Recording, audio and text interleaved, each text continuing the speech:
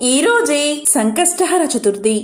ఈ కథను వింటే చాలు అన్ని ఆటంకాలు తొలగి ప్రతి పనిలోనూ మీదే విజయం కలుగుతుంది. అష్టైశ్వర్యాలు భోగభాగ్యాలు కలుగుతాయి. మరి ఆ పవిత్ర కథ ఏంటో ఇప్పుడు తెలుసుకుందాం. వశిష్ఠ మహర్షిని చూసి సూరసేన మహారాజు ఇలా అడిగాడు. మహాత్మా, సంకష్టహర చతుర్థి వ్రత మహత్యాన్ని తెలియచేయండి అని కోరగా వశిష్ఠుడు ఇలా చెప్పసాగాడు. మహారాజా, పూర్వం కృతవీరుడు అనే రాజు ఉండేవాడు. పరమ ధర్మాత్ముడు, ధర్మశీలుడు. బ్రాహ్మణుల పట్ల దేవతల పట్ల భక్తి ప్రపత్తులు కలిగి ఉండేవాడు. ఎంతో పుణ్యాత్ముడై ఉండి కూడా అతనికి ఎంతకాలానికి సంతాన భాగ్యం కలగలేదు. అప్పుడు అతడు తన రాజ్యాన్ని మంత్రులకు అప్పగించి అడవులకు వెళ్లి కేవలం గాలిని మాత్రమే సేవిస్తూ సంతానం కోసం కఠోరమైన తపస్సు చేయసాగాడు. ఎంత ఘోర తపస్సు చేసినా పరమేశ్వరుడు అతన్ని అనుగ్రహించలేదు. దీనికి కారణం అతడు పూర్వజన్మలో పాపాలు ఎక్కువగా చెయ్యడమే. ఇంతకీ పూర్వజన్మలో కృతవీరుడు ఎవరు అంటే ఒక కడజాతివాడు, పరమ దుర్మార్గుడు. ఎంత దుర్మార్గుడు అంటే అతని ముఖం ఎవరైనా చూస్తే సమస్త పుణ్యాలు హరించుకుపోతాయి. అతను ఒక సందర్భంలో ధనం కోసం 12 మంది బ్రాహ్మణులను దారుణంగా హత్య చేశాడు. ఆ బ్రహ్మ హత్యా దోషమే, పాతకమే అతడిని తరువాత జన్మలో అంటే కృతవీర్యుడుగా పుట్టిన తర్వాత కూడా వేధిస్తుంది. కఠినాత్ముడిగా జన్మించిన ఆ జన్మలోనే అతనికి తెలియకుండానే సంకష్టహర చతుర్థి రోజు చంద్రోదయ సమయంలో గణపతిని స్మరించడం వల్ల, అదే జన్మలో సంకష్టహర చతుర్థి రోజు చంద్రోదయ సమయంలో మరణించడం వల్ల తరువాత జన్మ ఈరోజే కార్తీక మాస సంకష్టహర చతుర్థి. ఎంతో పవిత్రమైన విశేషమైన రోజు ఇది. ఈ కథను వింటే చాలు అన్ని ఆటంకాలు తొలగి ప్రతి పనిలోనూ మీదే విజయం కలుగుతుంది. అష్టైశ్వర్యాలు భోగభాగ్యాలు కలుగుతాయి. మరి ఆ పవిత్ర కథ ఏంటో ఇప్పుడు తెలుసుకుందాం. వశిష్ఠ మహర్షిని చూసి సూరసేన మహారాజు ఇలా అడిగాడు. మహాత్మా, సంకష్టహర చతుర్థి వ్రత మహత్యాన్ని తెలియచేయండి అని కోరగా వశిష్ఠుడు ఇలా చెప్పసాగాడు. మహారాజా, పూర్వం కృతవీరుడు అనే రాజు ఉండేవాడు. పరమ ధర్మాత్ముడు, ధర్మశీలుడు. బ్రాహ్మణుల పట్ల దేవతల పట్ల భక్తి ప్రపత్తులు కలిగి ఉండేవాడు. ఎంతో పుణ్యాత్ముడై ఉండి కూడా అతనికి ఎంతకాలానికి సంతాన భాగ్యం కలగలేదు. అప్పుడు అతడు తన రాజ్యాన్ని మంత్రులకు అప్పగించి అడవులకు వెళ్లి కేవలం గాలిని మాత్రమే సేవిస్తూ సంతానం కోసం కఠోరమైన తపస్సు చేయసాగాడు. ఎంత ఘోర తపస్సు చేసినా పరమేశ్వరుడు అతన్ని అనుగ్రహించలేదు. దీనికి కారణం అతడు పూర్వజన్మలో పాపాలు ఎక్కువగా చెయ్యడమే. ఇంతకీ పూర్వజన్మలో కృతవీరుడు ఎవరు అంటే ఒక కడజాతివాడు, పరమ దుర్మార్గుడు. ఎంత దుర్మార్గుడు అంటే అతని ముఖం ఎవరైనా చూస్తే సమస్త పుణ్యాలు హరించుకుపోతాయి. అతను ఒక సందర్భంలో ధనం కోసం 12 మంది బ్రాహ్మణులను దారుణంగా హత్య చేశాడు. ఆ బ్రహ్మ హత్యా దోషమే, పాతకమే అతడిని తరువాత జన్మలో అంటే కృతవీర్యుడుగా పుట్టిన తర్వాత కూడా వేధిస్తుంది. కఠినాత్ముడిగా జన్మించిన ఆ జన్మలోనే అతనికి తెలియకుండానే సంకష్టహర చతుర్థి రోజు చంద్రోదయ సమయంలో గణపతిని స్మరించడం వల్ల, అదే జన్మలో సంకష్టహర చతుర్థి రోజు చంద్రోదయ సమయంలో మరణించడం వల్ల తరువాత జన్మలో అతను కృతవీర్యుడు అనే రాజుగా జన్మించాడు. అనుకోకుండా అతనికి తెలియకుండానే ఆ జన్మలో అతను గణపతిని ఏ విధంగా జపించాడు అంటే అది సంకష్టహర చతుర్థి రోజు. ఆ కఠినాత్ముడికి ఎక్కడా దొరకని ఆహార పదార్థాలు ఆ రోజు అతనికి లభించాయి. అతని కుమారుడి పేరు గణపతి. ఆ తినే పదార్థాలను తన కుమారుడితో కలిసి భోంచెయ్యాలని ఆ పుణ్యదినం రోజు చంద్రోదయ కాలంలో గణపతి తొందరగా రాబాబు అంటూ కొడుకును అనేకసార్లు పిలిచాడు ఆ దుర్మార్గుడు. సంకష్టహర చతుర్థి గణపతికి ఎంతో ప్రీతిపాత్రమైన రోజు. ఆ రోజు ఏ ఉద్దేశంతో అయినా సరే ఎవరైనా గాని గణపతిని ఒక్కసారి స్మరిస్తే చాలు, అతను ఎంత కఠినాత్ముడైనా సరే అతనికి విశేష పుణ్యం లభిస్తుంది. ఆ విధంగా తెలియక గణపతి నామాన్ని స్మరించగానే అతనికి కూడా అనంతమైన పుణ్యం లభించింది. ఆ తరువాత మళ్లీ కొంతకాలానికి అదే సంకష్టహర చతుర్థి రోజు చంద్రోదయ సమయాన అతనికి మరణం సంభవించింది. అతనికి పుణ్యలోకం ప్రాప్తించింది. మహాగణపతి యొక్క లోకాన్ని పొందాడు. ఆ పుణ్య విశేషం వల్ల మరు జన్మలో కృతవీర్యుడు అనే రాజుగా జన్మించాడు. అయితే పూర్వజన్మలో 12 మంది బ్రాహ్మణులను అకారణంగా చంపిన బ్రహ్మహత్యా పాపం వల్ల అతనికి ఈ జన్మలో ఎంతటి కఠోరమైన తపస్సు చేసినా కూడా సంతాన భాగ్యం కలగలేదు. అయితే కృతవీర్యుడు కనుక 1 సంవత్సరం పాటు నియమపూర్వకంగా గణపతి వ్రతాన్ని ఆచరిస్తే తప్పకుండా సంతాన భాగ్యం కలుగుతుంది అని బ్రహ్మదేవుడు కృతవీర్యుడి తండ్రికి తెలియచేశాడు. ఎంతో విశేషమైన సంకష్టహర చతుర్థి రోజున గణపతిని ఎవరైతే చంద్రోదయ సమయంలో పూజిస్తారో వారి సమస్త సంకష్టాలు తొలగిపోతాయి. బిడ్డలు లేని వారికి సంతానం కలుగుతుంది.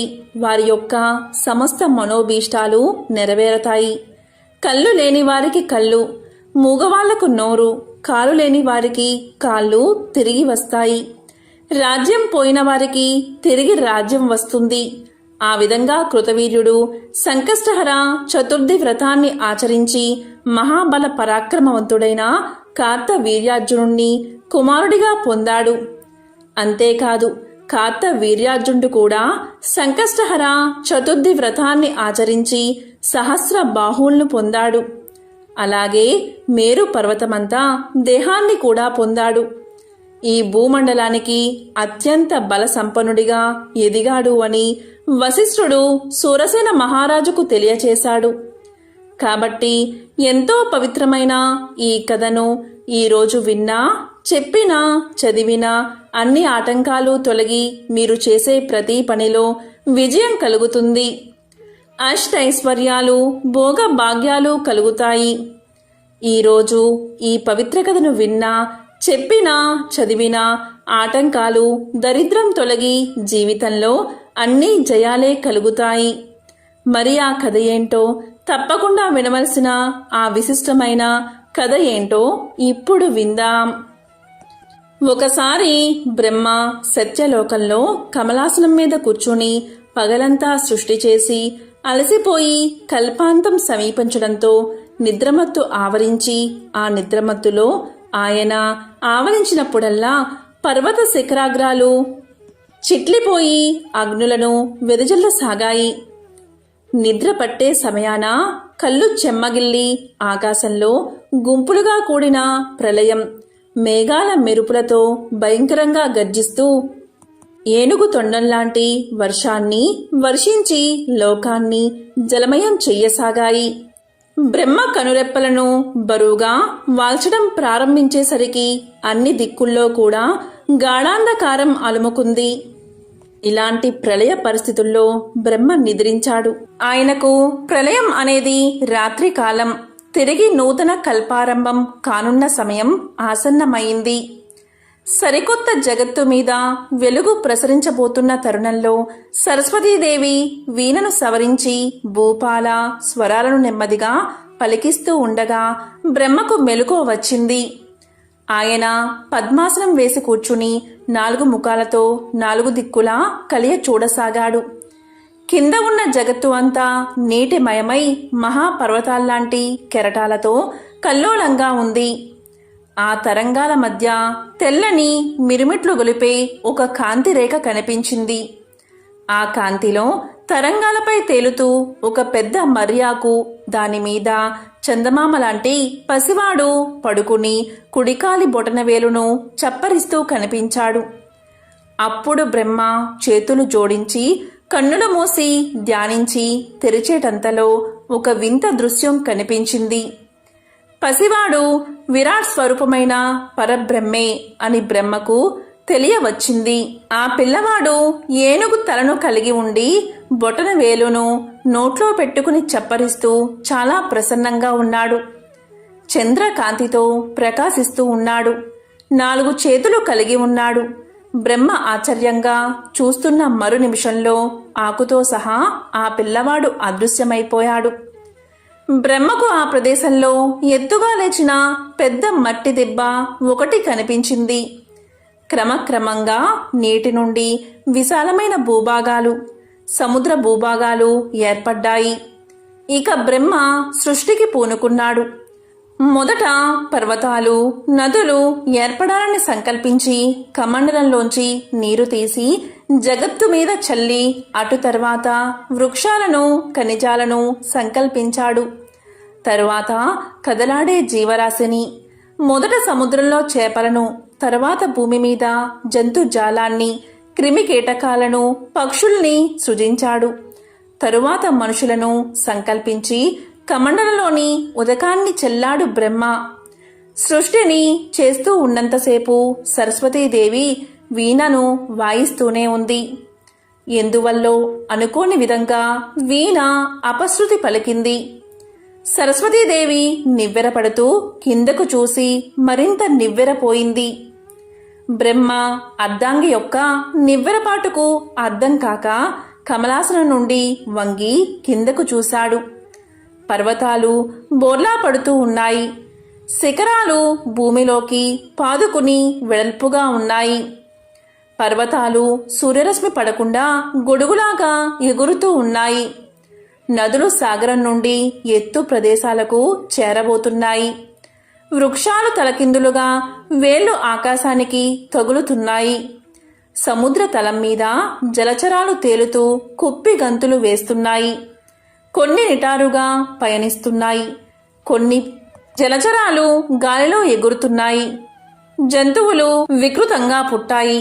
తలలు లేకుండా కొన్ని, కాళ్ళు లేకుండా కొన్ని, ఒక కాలివి కొన్ని, 3 కాళ్ళవి కొన్ని, చెవులు ఉండి కొన్ని, నోరు లేనివి కొన్ని, తోకలకు తలలు ఉన్నవి కొన్ని, తలలకు తోకలు ఉన్నవి కొన్ని, ఇలా వికృతంగా కనిపించాయి. పక్షులకు రెక్కలు లేవు. ఈ వక్రాలంటినీ గమనించి బ్రహ్మ ఎంతగానో కలవరపడుతూ తన మనుష్య సృష్టి ఎలా ఉందో అని ఆతృతంగా ఒకసారి భూమి వైపు చూశాడు. మనుషుల్లో కొందరికి 2 తలలు ఉన్నాయి. అందులో ఒకటిది స్త్రీది, రెండవది పురుషుడిది. పురుషుడు జానెడు బెత్తడు ఉన్నాడు. స్త్రీలు పెద్ద ఏనుగుల్లాగా తాటి చెట్టంతా ఉన్నారు. వీపులకు తలను అంటించుకున్న వాళ్ళు, 4-3 కాళ్లవాళ్ళు, పెద్ద నోరు ఉన్న కదంబలు ఆక్రందనలు చేస్తూ కనిపించారు. జంతువులు తలపైకెత్తి మూగగా చూస్తున్నాయి. బ్రహ్మను నిందిస్తున్నట్లుగా ఒక జానెడు మగవాడు తాటి చెట్టంతా వికృతకారిణి అయిన స్త్రీని చూపిస్తూ, ఓ బ్రహ్మదేవుడా, ఇలాంటి స్త్రీతో నేను ఎలా సంసారం సాగించేది అంటూ ఆకాశానికి తలపెట్టి పెద్దగా అరుస్తున్నాడు. మమ్మల్ని ఎందుకు పుట్టించావు అంటూ వికృతాకార మనుషులు చేస్తున్న ఆక్రందనలు లోకాలంటిని చుట్టుముట్టాయి. ఇదంతా చూసిన బ్రహ్మ 4 తలలు తిరిగిపోయాయి. 8 కళ్ళు తెల్లబోయాయి. బ్రహ్మ అయోమయంగా సరస్వతి వంక చూశాడు. అతని 4 తెల్ల ముఖాలను చూసి సరస్వతి సరసంగా చిరునవ్వుతో సరిపెట్టుకుని ఊరుకుంది. ఇక బ్రహ్మదేవుడు ఇలా అనుకున్నాడు, ఎందుకిలా జరిగింది? సక్రమమైన సృష్టి జరగాలనే కదా నేను సృష్టికి పూనుకున్నాను. ఇలా ఎందుకు జరిగింది అని తనలో తాను అనుకుంటూ ఉండగా ఒక అద్భుతమైన మూర్తి సాక్షాత్కరించింది. ఆ మూర్తికి ఏనుగు తల ఉంది. 4 చేతుల్లో పాసం, అంకుశం, పరశువు ధరించి ఉన్నాడు. కలశము ఉంది. పూర్ణచంద్రుడి వలె ప్రకాశిస్తూ ఉన్నాడు. తెల్లని అతని ఉత్తరీయం ఆకాశమంతా రెపరెపలాడుతూ ఎగురుతుంది. అప్పుడు సరస్వతీదేవి ఓంకారనాదం చేసింది. అమ్మవారి వేర్లు వాటంతట అవే వీణపై నాదానామ క్రియ రాగాన్ని పలికిస్తూ మాలామాయ గౌరవ రాగానికి మారుతూ హంసధ్వని రాగాన్ని పలికిస్తున్నాయి. గజానుడై సాక్షాత్కరించిన ఆ దివ్యమూర్తి వటపత్రంపై నుంచుని బ్రహ్మను అభయముద్రతో ఆశీర్వదించాడు. అతని చుట్టూరా శరత్కాల పూర్ణిమ నాటి వెన్నెల వంటి వెలుగు ఆవరించి ఉంది. అప్పుడు బ్రహ్మ అప్రయత్నంగా చేతులు జోడించి నమస్కారం చేస్తూ, మహానుభావా, నీవెవరో తెలుసుకోలేని అజ్ఞానిని, నన్ను అనుగ్రహించు అని పలికాడు. అప్పుడు వినాయకుడు అంటే గజాననుడు, నాయనా బ్రహ్మదేవ, సంకల్పం వెనుకనే వికల్పం వెంటాడుతూనే ఉంటుంది. అదే విఘ్నం. విఘ్నాన్ని అరికట్టి సంకల్పాన్ని నెరవేర్చే నేనే విఘ్నేశ్వరుణ్ణి. విఘ్నాలకు నాయకత్వం వహించే వికల్పాన్ని నా గొడ్డలితో ఛేదించి ప్రతి కార్యాన్ని జయప్రదం చేసే విఘ్న వినాయకుణ్ణి నేను.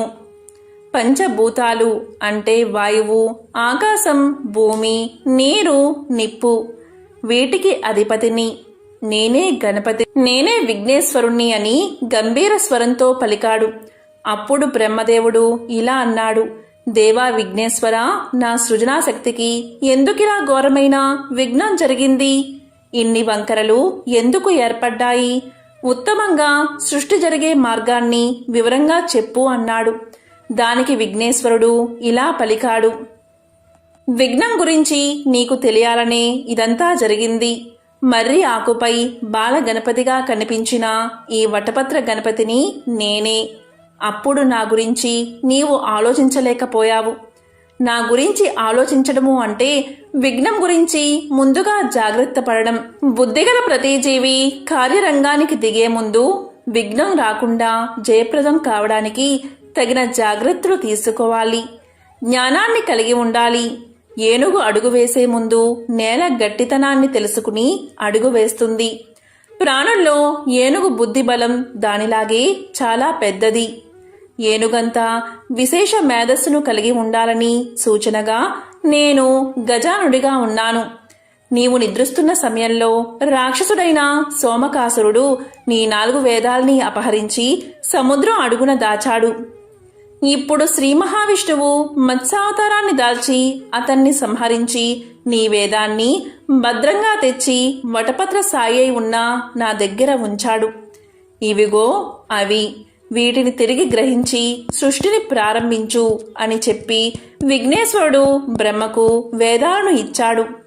బ్రహ్మ వాటిని అందుకుని పరమానందంతో విఘ్నేశ్వరుణ్ణి స్తుతిస్తూ, విఘ్నేశ్వర, నేను సృష్టిని సంకల్పించే ముందు నిన్ను ధ్యానించి మనసారా నిన్ను పూజించి మరీ కార్యరంగానికి ఉపక్రమించే వరాన్ని అనుగ్రహించు.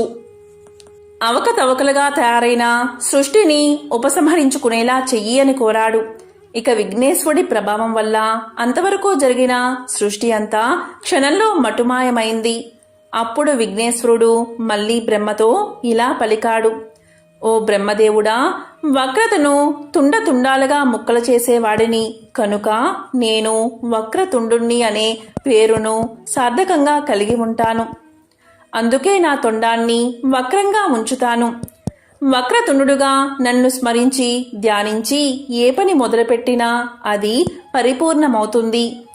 నీవు కోరినట్లే నన్ను ధ్యానిస్తే సకల శుభాలు కలుగుతాయి. జగత్తులో అందరికీ అందుబాటుగా తొలి పూజలు అందుకునే విఘ్నేశ్వరుడిగా విఘ్నాల నుండి కాపాడుతూ సంకల్ప సిద్ధిని కలిగించే సిద్ధి వినాయకుడిగా సకల గణాలకు అధిపతిగా గణపతిగా శివపార్వతులకు కొడుకుగా అవతరిస్తాను అని తెలియజేశాడు వినాయకుడు. అప్పుడు సృష్టి మరింత అందంగా కనబడసాగింది. నదులు అమృత జలాలతో నిండిపోయాయి. సుందర వనాలు, రంగురంగుల బొమ్మల్లాంటి జంతుజాలం, శారీరకంగా మానసికంగా ఉన్నతులు బలవంతులు అయిన మనుషులతో జగత్తు బ్రహ్మ చేసిన కళానిలయంగా వెలిసింది. అప్పుడు వాగ్దేవి అయిన సరస్వతి తన వాణిని సంగీతంలా ప్రాణికోటికి స్వరపరిచింది. జీవకోటి సులక్షణంగా పెరిగింది. ఎంతో విశేషమైన ఈ కథను విన్నా, చెప్పినా, చదివినా జన్మల పాపాలు తొలగి కోటి జన్మల పుణ్యం వస్తుంది. ఆ పవిత్ర కథ ఏంటో ఇప్పుడు తెలుసుకుందాం. ఒకరోజు చాలామంది పిల్లలు, వాళ్ళ వెనుక పెద్దలు గుమిగూడి ఒక చిత్రాన్ని వింతగా చూస్తున్నారు. ఆ చిత్రంలో ఒక వింతైన జంతువు భూతం చిత్రించి ఉంది. అప్పుడే మండపంలోకి ప్రవేశిస్తున్న పావనమిత్రుడు పిల్లల కుతూహలతను గ్రహించి ఇలా అన్నాడు. పిల్లలు, ఇలా రండి, ఆ విచిత్ర జంతుభూతం కదా మీకు వివరిస్తాను అంటూ కథను చెప్పడం ప్రారంభించాడు. ఒకసారి ఇంద్రుడు సగర చక్రవర్తి యొక్క యాగాశ్వాన్ని దాచాడు. అంతేకాదు, పృథు చక్రవర్తి యాగాన్ని సరిగ్గా పూర్తవ్వకుండా గుర్రాన్ని దొంగలించబోయాడు. ఇలాంటి పాషాణ వేషాలు ఎన్నో వేశాడు. చెయ్యరాని పనులు ఎన్నో చేశాడు. తరువాత పృథు చక్రవర్తి సంతానమైన అభినందనుడు అనే మహారాజు ఇంద్రుడికి భాగం లేకుండా ఉండే ఒక మహాయజ్ఞాన్ని ప్రారంభించాడు. దీంతో ఇంద్రుడికి పట్టరాని కోపం వచ్చింది. దాంతో ఇంద్రుడు కాలుణ్ణి సర్వభోగాలతో తృప్తిపరిచి అభినందుడి యాగాన్ని ధ్వంసం చేయమని కోరాడు. కాలుడు కాలానికి అధినేత. జీవుల జీవన మరణాలకు కాలుడే మూలం. కాలుణ్ణి కాలయముడు, కాలధర్ముడు అని కూడా పిలుస్తారు. అప్పుడు కాలుడు యజ్ఞపురుషుణ్ణి ఆవహించి అభినందనుడి యాగ హోమాగ్ని నుండి కనీ విని ఎరుగని మహాభయంకరమైన పర్వతం లాంటి జంతువు వచ్చేలా చేశాడు. అప్పుడు అక్కడ ఉన్నవారంతా ఆ భయంకర ఆకారాన్ని చూసి పారిపోయారు. అభినందనుడు మాత్రం గణేశ భక్తుడు కావడం వల్ల అతను అక్కడే నిలబడిపోయాడు. అప్పుడు అభినందనుడి గురువైన వశిష్ఠుడు ఇలా పలికాడు. రాజా, ఇలాంటి అవాంతరాలు రావచ్చని తెలిసే హోమగుండానికి ఎదురుగా ఒక పెద్ద స్వస్తిక పీఠాన్ని వేయించాను. స్వస్తిక గణేశుడి ప్రతిరూపం. గణేశుడి ప్రతిరూపంగా పసుపు ముద్దను స్వస్తిక కేంద్రంలో పెట్టి దైవాన్ని నమస్కరించు.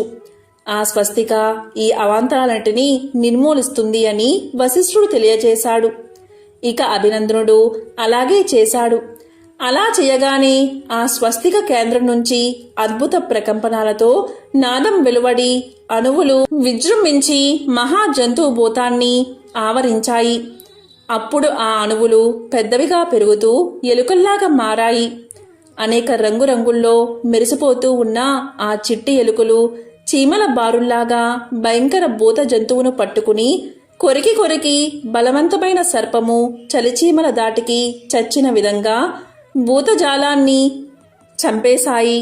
అప్పుడు ఆ భూతం గిలగిలా తన్నుకుని అదృశ్యమైంది. అప్పుడు కాలుడు కోపంతో విశ్వరూపాన్ని ధరించి కాలపాసాన్ని విసిరాడు. ఇక ఆ కాలపాసం గిలగిలా తిరుగుతూ ప్రళయంగా మారి అంతా చుట్టుముట్టింది. దీంతో అభినందనుడు పరాక్రమంతో దాన్ని ఛేదించడానికి ప్రయత్నించి నేలకు ఒరిగాడు. ఇక కాలపాసం మరింత విద్రుతను పెంచి జీవకోటిని అంతం చేస్తూ దూసుకుపోతూ ఉంది. ఇక వశిష్ఠుడు, సప్తఋషులు, మహర్షులు ఇంకా ఎందరో మహానుభావులు, లోక కళ్యాణం కోరేవారంతా కలిసి బ్రహ్మదేవుణ్ణి ప్రార్థించారు. ఇక బ్రహ్మదేవుడు ప్రత్యక్షమై ఇలా పలికాడు. ఓ మునులారా, కాలపాసాన్ని తప్పించడం ఎవరి తరమూ కాదు. కాల ప్రభావాన్ని అరికట్టి కాలుణ్ణి నిగ్రహించగలవాడు గణేశుడు ఒక్కడే అని చెప్పి వారందరితో కలిసి గణేశుణ్ణి ప్రార్థించాడు బ్రహ్మదేవుడు. ఇక మహాగణపతి స్వస్తిక పీఠం మీద ఆసీనుడై సాక్షాత్కరించాడు. తన చేతిలో ఉన్న పాశాన్ని వదిలాడు. గణేశుని పాసం కాలపాసాన్ని ఉచ్చుపన్ని గణాధిపతి ముందు కట్టి పడేసింది. ఇక కాలుడు పరాభవంతో మండిపడుతూ అతి భయంకరంగా కోపంతో తన విశ్వరూపాన్ని చూపుతూ కాలదండాన్ని ఎత్తి దులిపించాడు. ఇక గణేశుడు అంకుశాన్ని వదిలాడు. అది కాలుణ్ణి తరుముతూ తరుముతూ గణేశుని పాదాల మధ్య ఇరుక్కుపోయే విధంగా చేసింది. అప్పుడు వినాయకుడు 2 పాదాలతో కాలుణ్ణి గట్టిగా నొక్కాడు. అప్పుడు కాలుడు విఘ్నేశ్వరు నుంచి బయటపడి వినాయకుడికి నమస్కారం చేసి ఇలా పలికాడు. గజానన, గణేశ, వినాయక, నీ మహాపాసం ముందు నా కాలపాసం ఎంత? విశ్వాన్ని అదుపులో ఉంచే నీ అంకుశం ముందు నా దండం ఏపాటిది? పర్వతం లాంటి భయంకర ఆకారాన్ని నీ వాహన రూపాలైన చిట్టి ఎలుకలు చంపేశాయి. నీవు దయచేసి నన్ను క్షమించు అని వేడుకున్నాడు. ఇక గణపతి ఇలా అన్నాడు, కాలా, ఇతరుల పన్ని నెత్తిన వేసుకోవడం కోరి ముప్పును తెచ్చుకోవడమే. నీ ధర్మాన్ని నీవు నిర్వర్తించు, ఇక్కడ్నుంచి కదిలి వెళ్ళు అని మందలించాడు. ఇక కాలుడు మెలివేసిన చేతులతో చెవులు పట్టుకుని 3 సార్లు గుంజీలు తీసి లెంపలు వేసుకుని బుద్ధి ఆ ఇంద్రుడి మాట విని ఇలా చేశాను, బుద్ధి వచ్చింది దేవా అని ఇలా పలికాడు. విఘ్నేశ్వరుడివైనా నిన్ను నమ్మి వచ్చిన వారి జోలికి నేను ఇక నుంచి పోను. వారికి వ్యాధులు సోకవు, వారికి విఘ్నాలు ఉండవు అని చెప్పి సెలవు తీసుకున్నాడు కాలుడు. ఇది జరిగిన తర్వాత కాలుడి వల్ల నేలకు ఒరిగిన అభినందన మహారాజు అతని పరివారమంతా సజీవులుగా నిద్ర నుండి లేచినట్లు లేచారు. పూల వర్షం కురిసింది. వినాయకుణ్ణి విఘ్నేశ్వరుడు అని, విఘ్నరాజు అని అందరూ కీర్తించారు. అప్పట్నుంచి ఏ మంచి పనికైనా శుభకార్యానికైనా అందరూ స్వస్తికను ముగ్గుగా తీర్చిదిద్దడం, విఘ్నేశ్వరుడి ప్రతిరూపంగా పసుపు ముద్దను ఉంచి పూజించడం సాంప్రదాయంగా మారింది. కాలపురుషుణ్ణి భంగపరిచి పాదక్రాంతుణ్ణి చేసుకున్న విఘ్నేశ్వరుడి మీద విశ్వాసం కలవారు, విఘ్నేశ్వరుడి ఆశీర్వాద బలం ఉన్నవారు కాల ప్రవాహానికి ఎదురేది విజయాన్ని సాధించగలరు అని పావనమిత్రుడు ముగించాడు. దానికి అక్కడ ఉన్న వారంతా ఆ తెలియని విషయం తెలుసుకుని ఎంతో సంతోషించారు.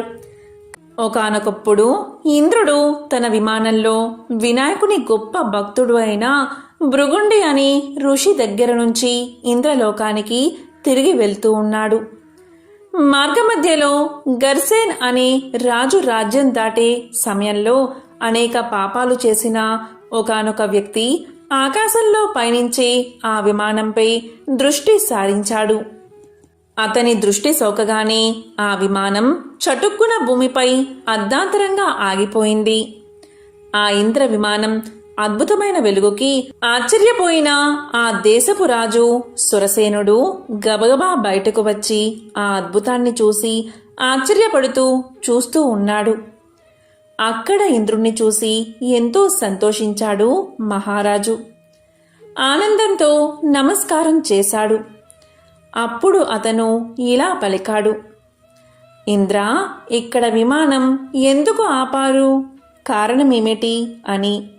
అప్పుడు ఇంద్రుడు ఇలా సమాధానం చెప్పాడు, ఓ రాజా, మీ రాజ్యంలో పాపాలు అధికంగా చేసిన వ్యక్తి ఎవరిదో దృష్టి సోకి విమానం మార్గమధ్యలోనే అర్ధాంతరంగా ఆగిపోయింది అని తెలియచేశాడు. అప్పుడు రాజు ఇలా పలికాడు, అయ్యా, మరి మళ్ళీ ఆగిపోయిన విమానం ఎలా బయలుదేరుతుంది అని అడిగాడు వినయంగా. అప్పుడు ఇంద్రుడు ఇలా సమాధానం చెప్పాడు, రాజా, ఇవాళ పంచమి, నిన్న చతుర్థి. నిన్నటి రోజున ఎవరైతే ఉపవాసం చేశారో వారి పుణ్యఫలాన్ని నాకిస్తే నా విమానం తిరిగి బయలుదేరుతుంది అని చెప్పాడు. అప్పుడు రాజు ఆజ్ఞ మీద సైనికులంతా కలిసి రాజ్యమంతా తిరిగారు, అన్వేషిస్తూ ఒక్కరైనా నిన్నటి రోజున ఉపవాసం చేసిన వారు కనబడకపోతారా అని.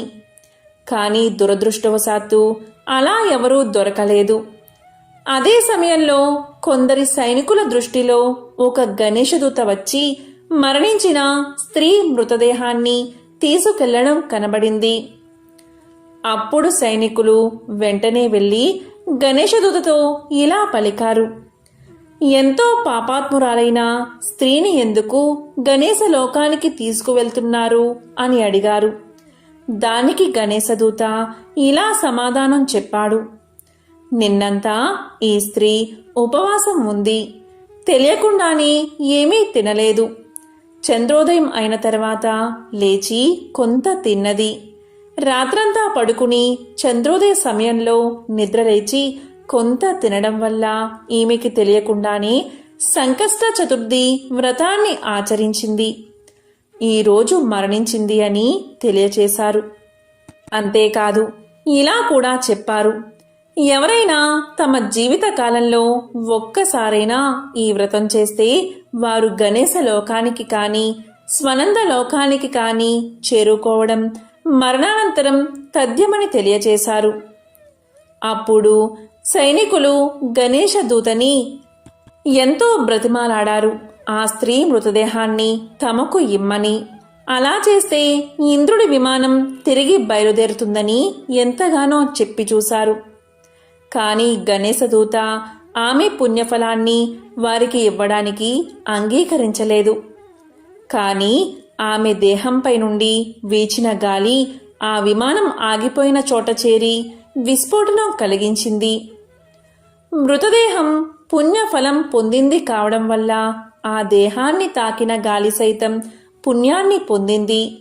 దానివల్ల ఇంద్రుడి విమానం బయలుదేరింది. ఈ కథ సంకష్టహర చవితి యొక్క ప్రాముఖ్యతను, ఆధ్యాత్మిక విలువలతో పాటు సంకష్ట చవితి ఉపవాసం మొదలైన విషయాలు తెలియజేస్తుంది. వినాయకుని భక్తులందరి దృష్టిలోనూ ఈ వ్రతం చేయడం వల్ల చాలా పుణ్యం పొందుతారని భావన. ఈ వ్రత మహత్యం వల్ల ఈ వ్రతం ఆచరించిన వారు ఎవరైనా సరే గణేశ లోకానికి లేదా స్వనంద లోకానికి వెళతారని, అక్కడ భగవంతుడి ఆశీస్సుల వల్ల ఎంతో ఆనందాన్ని అనుభవిస్తారని పురాణ వచనం. ఒకసారి వినాయకుడు కైలాసంలో పసివాడుగా ఉన్నప్పుడు పార్వతీదేవికి చెప్పి బయట వనంలోకి ఆడుకోవడానికి వెళ్ళాడట. ఆడుకుంటూ ఆడుకుంటూ ఉంటే చిన్న పిల్లి పిల్ల అతనికి కనిపించింది. దానిని పట్టుకోవాలని, దానితో ఆడుకోవాలని బాలగణేశుడికి ఎంతో మనసైందట. పట్టుకుందామని చూస్తుంటే దొరకకుండా పారిపోతుంది ఆ చిన్ని పిల్లి పిల్ల. ఎంతో ప్రయత్నించాడు, కానీ దొరకలేదు. చూడడానికి కాస్త బొద్దుగా ముద్దుగా ఉంటాడు కదా మన గణపతి. అటు పెరిగెత్తి ఇటు పరిగెత్తి కాస్త ఆయాసం వచ్చేసింది. పసివాడు అవ్వడంతో కోపం కూడా వచ్చేసింది. ఉడుకుమోత్తనం వచ్చింది. మొత్తానికి కష్టపడి ఆ పిల్లి పిల్లను పట్టుకుని కోపంతో దాని మొహం మీద గీరాడు.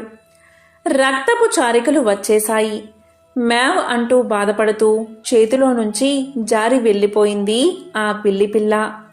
సంతోషంగా వెనుక్కు తిరిగి వచ్చాడు గణేశుడు.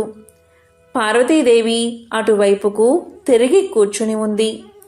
అప్పుడు గణేశుడు, అమ్మా ఆకలి వేస్తోంది అంటే, ఇక్కడ పెట్టాను నానా, వెళ్ళి తిను. ఉండ్రాళ్ళు అంది అమ్మవారు. కాని గణేశుడి వైపుకు చూడలేదు అమ్మ. ఎటువైపుకు వెళితే అటువైపు కనిపించకుండా మొహం తిప్పుకుంటుంది ఆ తల్లి. దీంతో గణేశుడికి బాధ వేసింది. అమ్మా ఏం చేశాను నేను, ఎందుకిలా తల తిప్పుకుంటున్నావు అని అడిగాడు.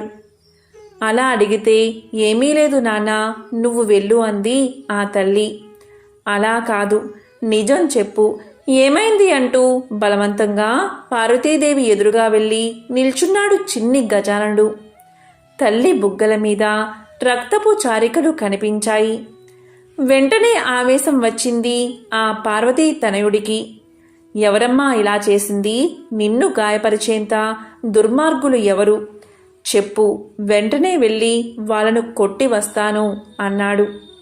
వేరే వాళ్ళైతే నువ్వు కొట్టి వస్తావు, చేసింది నువ్వే కదా అన్నది ఆ తల్లి. అదేంటమ్మా, నేను నిన్ను గాయపరచడం ఏమిటి అని ఆశ్చర్యపోయాడు బాల గణేశుడు. అప్పుడు పార్వతీదేవి నవ్వి, పిచ్చి తండ్రి, నీ ఎదురుగా కనిపిస్తున్నా నేనే నీకు అమ్మను అనుకుంటున్నావా? నేను ప్రపంచంలో చీమ మొదలు ప్రతిదానికి తల్లిని కదా.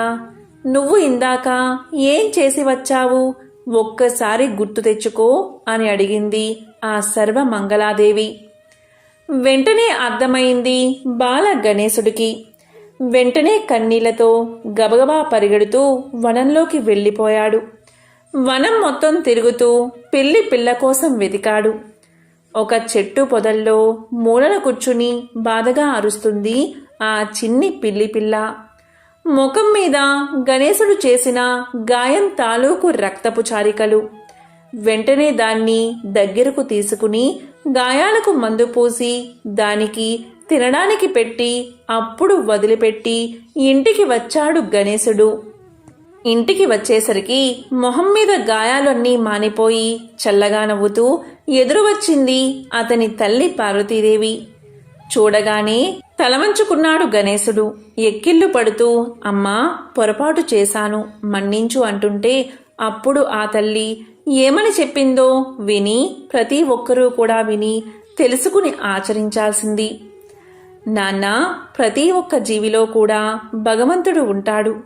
నీవు నీ తల్లిని చూడగలిగితే ఎవరినీ బాధించలేవు.